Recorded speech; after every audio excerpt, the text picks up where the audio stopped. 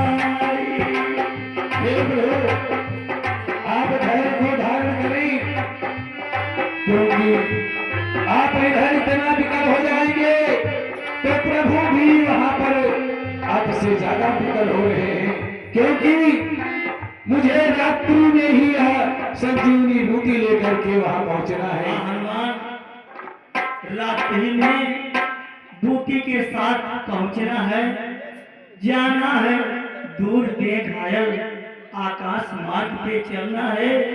चढ़ जाओ मेरे पार पर, दुर्गम को सुगम बनाऊंगा, निश्चय ही राम के बल से गिर सहित तुम्हें पहुंचाऊंगा। हे प्रभु, आप कह रहे हैं कि इस स्थान पर मैं बैठ जाऊं और आप मुझे प्रभु के पास पहुंचा देंगे, लेकिन नहीं, आपका सिर्फ आशीर्वाद मुझे चाहिए। आपके आशीर्वाद के बल पर यह हनुमान रात्रि में संजीवनी बूटी को लेकर के प्रभु के पास पहुंच जाएगा।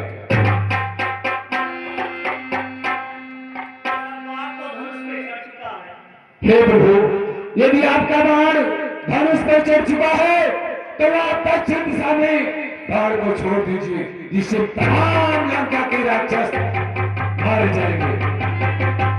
जय